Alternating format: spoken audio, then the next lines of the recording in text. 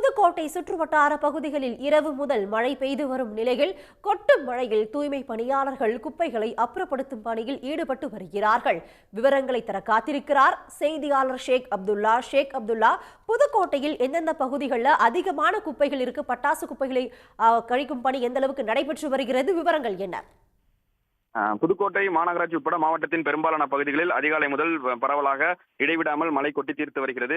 இந்நிலையில்தான் புதுக்கோட்டை மாநகராட்சிக்கு உட்பட்ட மொத்தம் 42 வார்டுகள் இருக்கு. இந்த 42 வார்டுகளையும் தூய்மை பணி மேற்கொள்ள கிட்டத்தட்ட ஒரு 400க்கும் மேற்பட்ட தூய்மை பணியாளர்கள் தற்பொழுது மழையையும் பொருட்படுத்தாமல் அர்ப்பணிப்பு உணர்வோடு பணிபுரிஞ்சிட்டு இருக்காங்க. குறிப்பா தீபாவளி பண்டிகைக்கு முந்தைய நாள் தரைக்கடை வியாபாரிகள் விட்டு சென்ற நெகிழி குப்பைகள், அட்டை குப்பைகள், அதே போல் தீபாவளி பண்டிகையின் போது கொண்டாட்டத்தில் ஈடுபட்ட பட்டாசு குப்பைகள் என அனைத்து குப்பைகளையும் சேகரித்து வருகின்றனர். குறிப்பாக இந்த பணிகளை மாநகராட்சி மேயர் திலகவதி செந்தில், புதுக்கோட்டை சட்டமன்ற உறுப்பினர் முத்துராஜா, அதே போல் மாநகராட்சி ஆணையர் உள்ளிட்டோர் நேரில் பார்வையிட்டிருக்காங்க. தொடர்ச்சியாக அவங்க புதுக்கோட்டை கடைவீதி பகுதியிலான கீழராஜ வீதி அதே உட்பட மாநகராட்சியின் பெரும்பாலான பகுதிகளில் தேங்கிய குப்பைகளை தொடர்ச்சியாக அவங்க அள்ளிட்டு இருக்காங்க. இங்கு சேகரிக்கப்படும் குப்பைகளை புதுக்கோட்டையிலிருந்து திருக்கட்டளை செல்லக்கூடிய சாலையில் உள்ள மாநகராட்சிக்கு சொந்தமான குப்பை கிடங்குக்கு கொண்டு சென்று மக்கும் குப்பை, மக்கா குப்பை என தரம் பிரிக்கப்பட்டு பின்னர் மக்கும் குப்பைகளை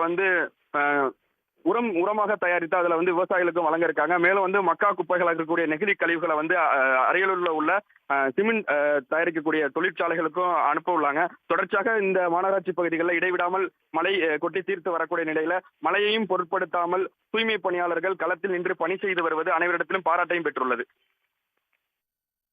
ஷேக் அப்துல்லா, தற்போதைய விவரங்களுக்கு நன்றி. உடனுக்குடன் செய்திகளை தெரிந்து கொள்ள சன் நியூஸ் பெல் ஐகானை கிளிக் பண்ணுங்க.